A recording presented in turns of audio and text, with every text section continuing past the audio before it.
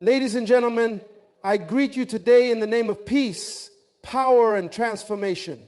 We live in a world where the unseen realm, spiritual forces beyond our comprehension, constantly interact with the physical world around us.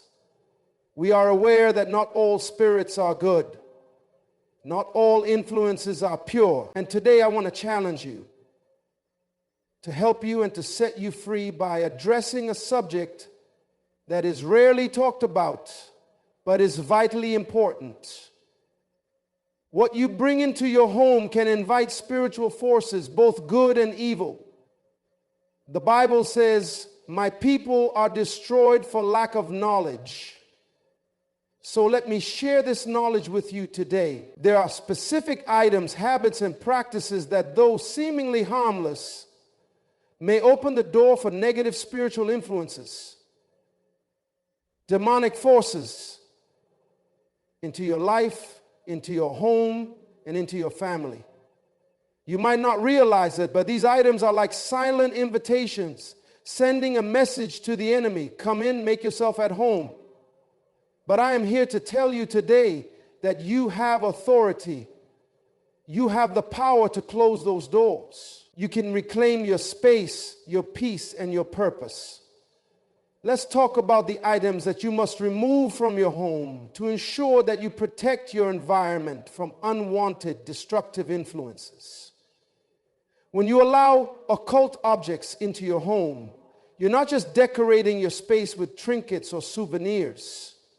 You're inviting spiritual forces that you cannot see but can certainly feel. These objects, whether it's a tarot card deck, a Ouija board, a crystal ball, or even a simple charm, are not neutral. They are symbols of an ancient and powerful spiritual realm that thrives on fear, confusion, and control. Even something as seemingly innocent as an old book about astrology or a crystal used for healing can carry demonic influence. There is a principle in the spiritual realm. What you bring in can either draw you closer to God or take you further away. The enemy is subtle, and he knows how to work through things that seem harmless. He doesn't announce his arrival with thunder or lightning. Instead, he whispers through your curiosity, through your search for answers, in places God never intended for you to seek. I once counseled a woman whose life had become chaotic and restless after she visited a psychic healer. She had gone in search of peace, of answers to questions that troubled her spirit. But when she came home with a crystal and a set of tarot cards, believing they were harmless, she unknowingly invited demonic forces into her life. That's when the nightmare started. That's when the overwhelming fear, the sense of being watched, began to consume her. It wasn't just the crystal or the cards. It was the spiritual door she had opened without even realizing it. You see, the enemy doesn't care if you don't believe in him. He doesn't care if you think your Ouija board or your collection of tarot cards are just fun or entertainment. To him, they are tools. Tools that open gateways to confusion, fear, and spiritual bondage. If you entertain the enemy, you give him room to operate in your life. The Bible is clear on this. Do not turn to mediums or seek out spiritists, for you will be defiled by them. Leviticus 19:31. The practice of seeking spiritual guidance outside of God is a form of rebellion, and rebellion always opens doors to the demonic. The same applies to any object that seeks to tap into hidden knowledge or spiritual power outside of God. Let's be real about this. We live in a world where witchcraft, astrology, and other forms of divination are normalized. People wear crystal necklaces for energy, check their daily horoscopes for guidance, and visit mediums for answers. But let me tell you, the enemy is always lying in wait, ready to exploit these openings.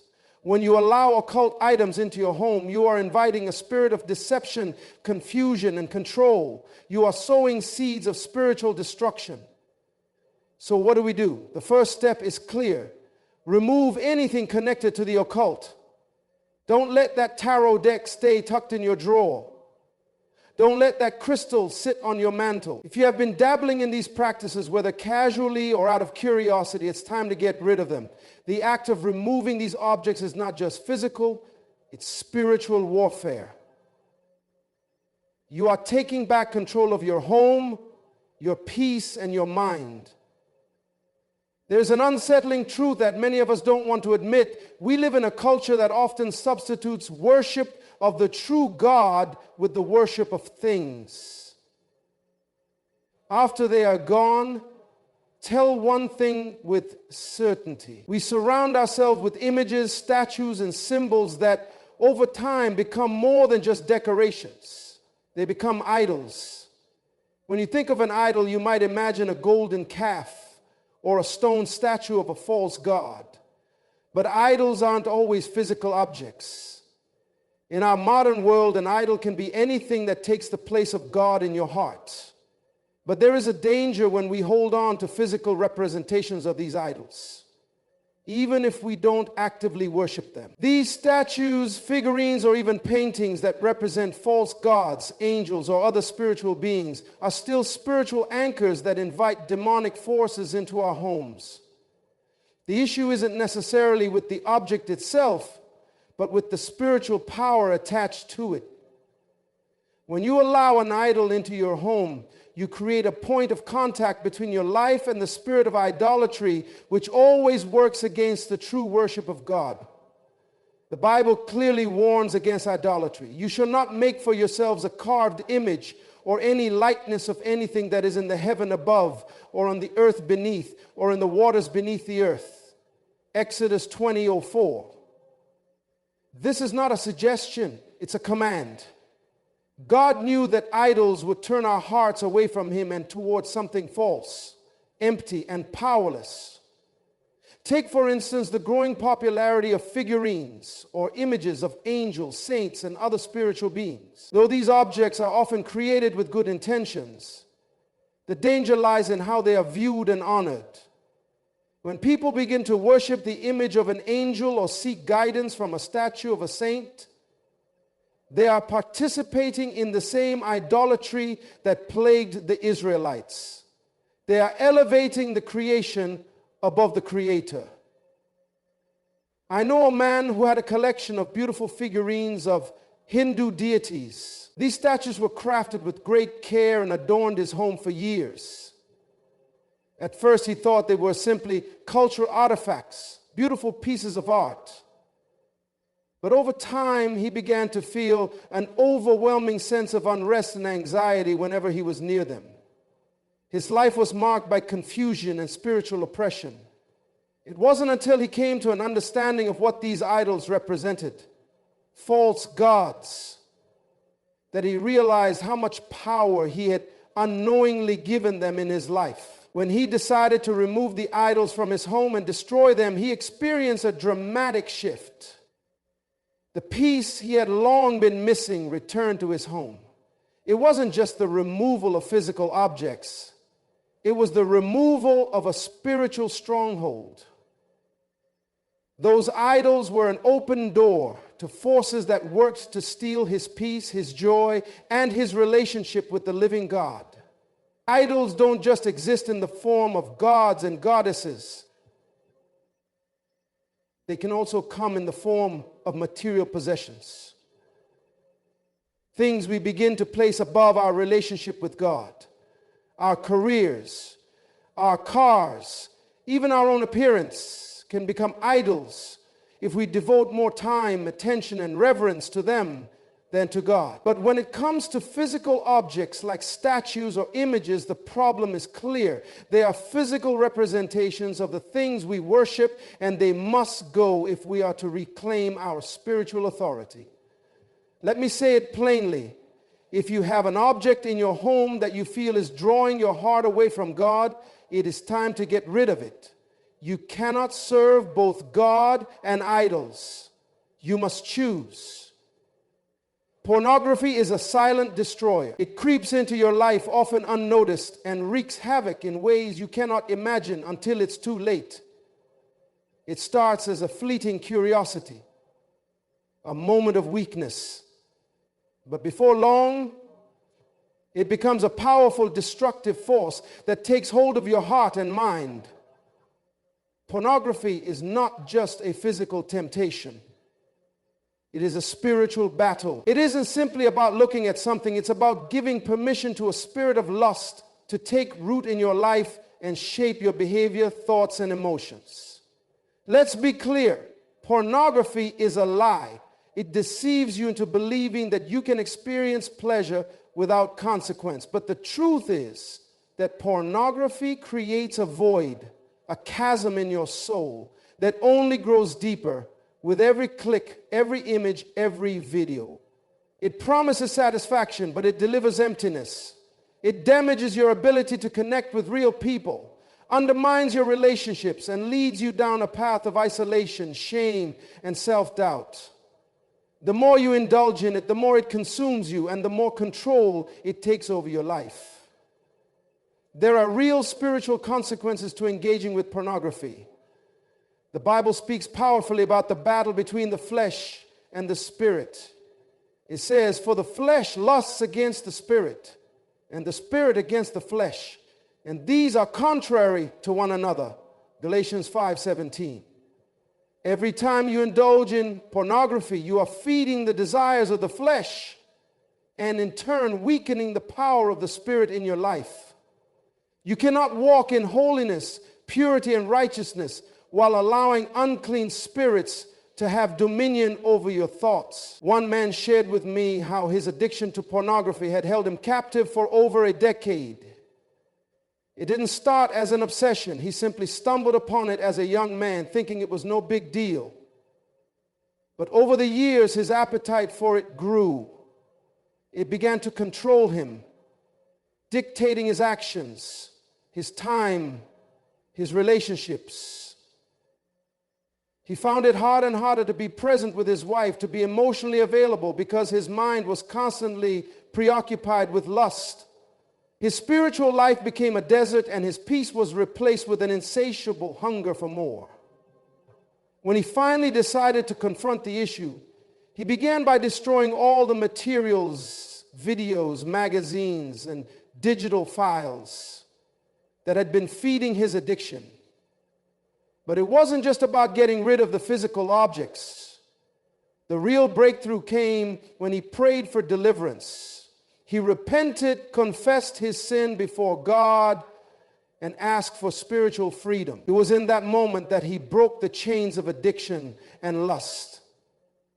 The grip pornography had on him loosened, and for the first time in years, he felt free.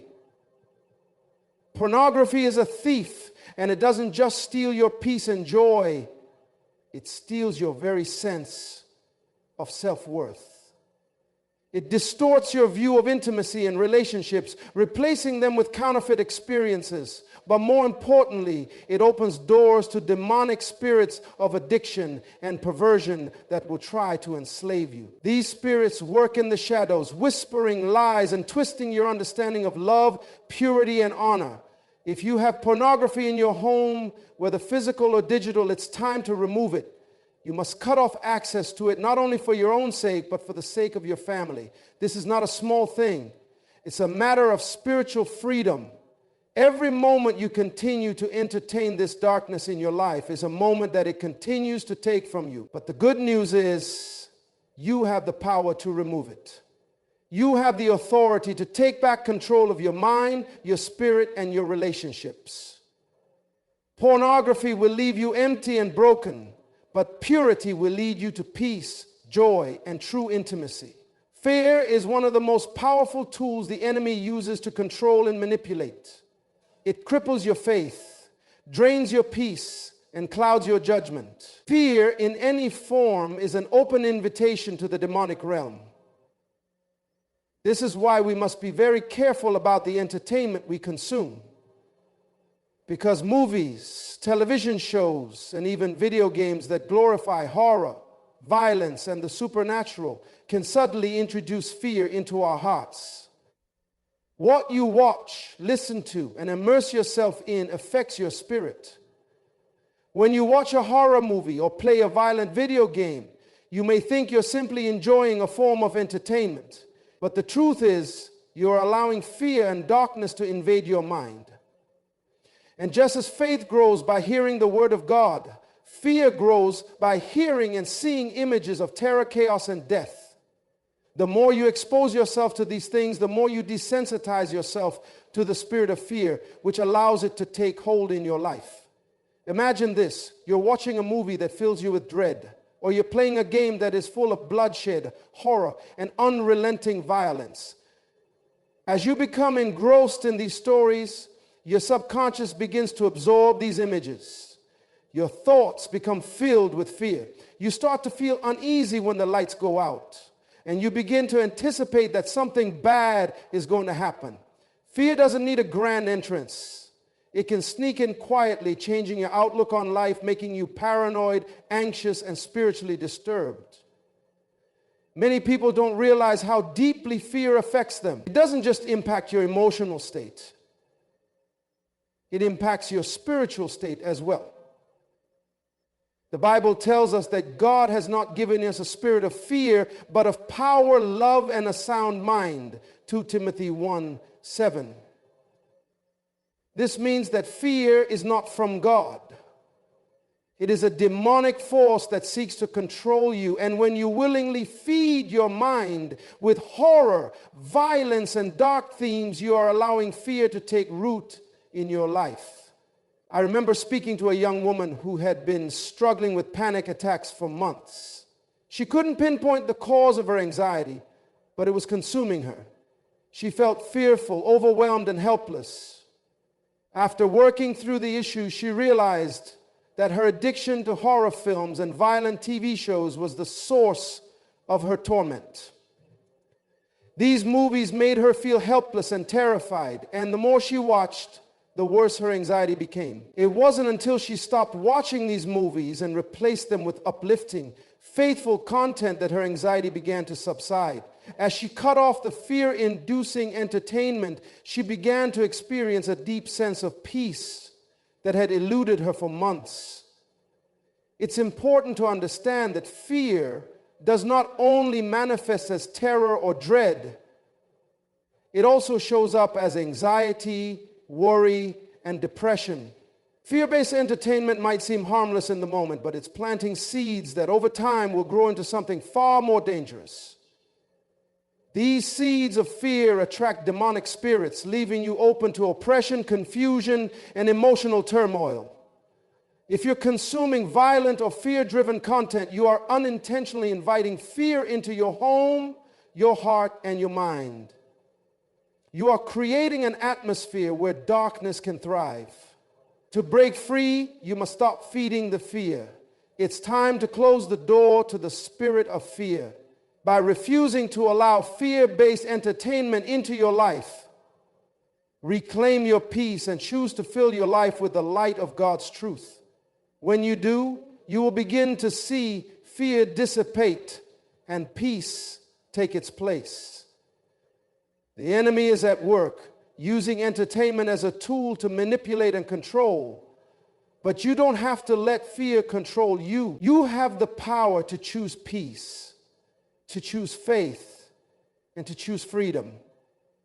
Unforgiveness is a spiritual toxin.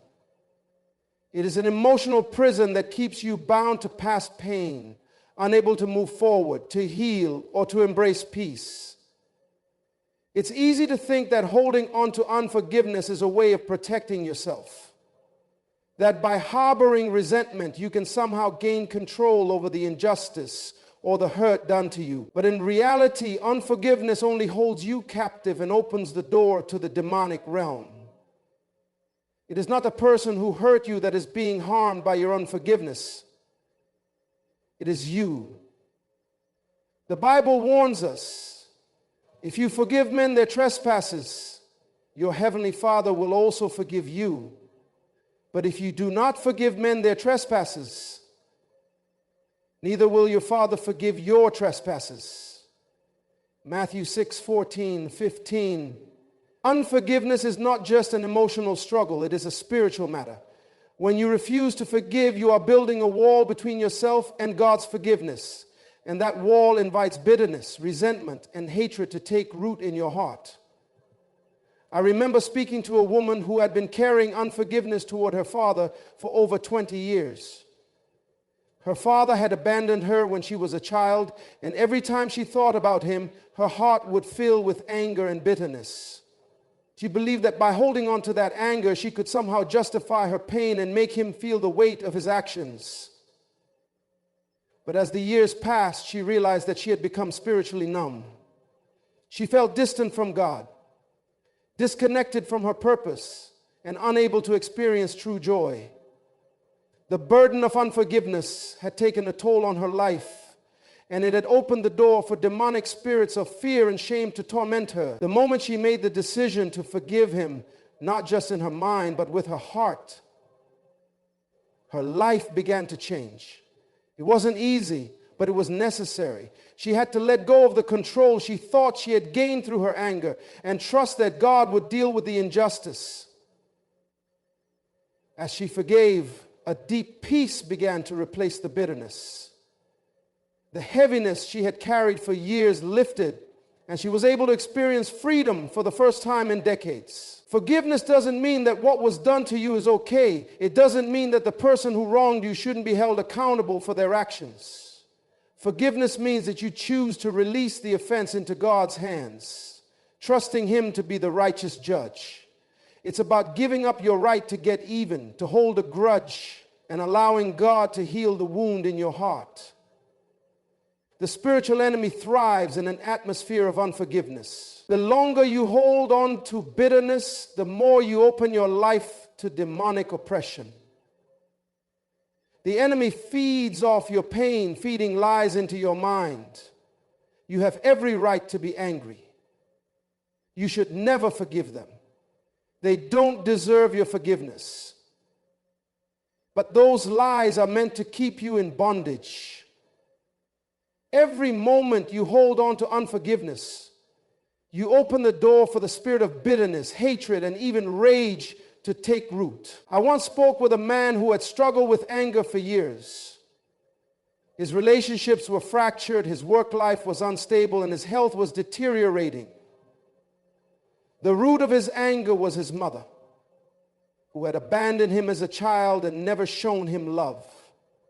He was consumed by resentment. The anger he held for her seeped into every area of his life, destroying his peace and leaving him in constant turmoil. It wasn't until he forgave her in his heart, truly forgave her, that he began to experience a shift. His anger faded and he was able to rebuild broken relationships. Peace began to flow into his life. Forgiveness is a choice, a powerful choice that sets you free. And the moment you choose to forgive, you break the chains of emotional and spiritual captivity. But it's not always easy. We often feel that our pain deserves to be acknowledged, that our hurt should be validated. But holding on to anger and unforgiveness only keeps us locked in the past, unable to embrace the future God has for us. Every time you choose to forgive, you step closer to the life of freedom and peace that God intends for you. Forgiving those who have hurt you is not about them, it is about you. It is about releasing yourself from the power that bitterness and unforgiveness have over your life. It is about giving yourself permission to heal and to experience the fullness of God's love and grace. When you forgive, you are not just letting go of the person who hurt you. You are taking back control of your own heart, mind, and future. But how do you forgive? It begins with a decision to release the other person to God, a decision to trust that God will heal your heart and restore what was lost. And often that decision needs to be followed by prayer. Prayer is where you surrender your pain to God, where you ask for the strength to forgive, and where you invite God to heal the deep wounds of your heart. Don't wait for the other person to apologize or make things right before you forgive. You are not forgiving to make them feel better. You are forgiving to set yourself free. The moment you forgive, you break the hold that the enemy has on your emotions, and you open the door for peace, joy, and healing to flow back into your life. Unforgiveness is a weapon the enemy uses to destroy families, relationships, and even destinies. It's a poison that slowly destroys your soul. But forgiveness is the antidote, a powerful force that restores, heals, and frees you. When you forgive, you stop the enemy's influence in your life and create a space where peace and restoration can thrive. Let today be the day you choose to forgive. Let today be the day you release the past and step into the future that God has prepared for you. Your freedom, your peace, and your joy are waiting on the other side of forgiveness. When you allow these spiritual invaders, whether occult objects, idols, unforgiveness, pornography, or fear-based entertainment into your home, you're opening the door to forces that will drain your peace, steal your joy, and bind your spirit. These influences are not just external disruptions, they are spiritual strongholds that will entangle your life, keeping you from the abundant freedom God desires for you. The enemy's strategy is simple: create distractions, build barriers, and manipulate the mind. But the truth is that you have been given authority. You have the power to break these chains and take back your home, your heart, and your destiny. Each decision to remove these harmful influences, whether it's cutting ties with unforgiveness, letting go of occult objects, or abandoning addiction to destructive media, is an act of spiritual warfare. It is an act of reclaiming what the enemy has tried to steal from you: peace, freedom, and the intimate relationship God desires to have with you. Understand that your home is not just a physical space, it is a spiritual one. It is a place where your heart and soul rest and where your family is shaped and nurtured. If there are things in your home that invite darkness, it's time to rid yourself of them. If there are things in your heart that keep you bound in bitterness, unforgiveness, and pain, it's time to let them go. The act of removing these obstacles is not just about clearing out clutter. It's about clearing out the spiritual toxins that are keeping you from experiencing God's fullness. God has called you to walk in victory. And that victory starts with the decisions you make today.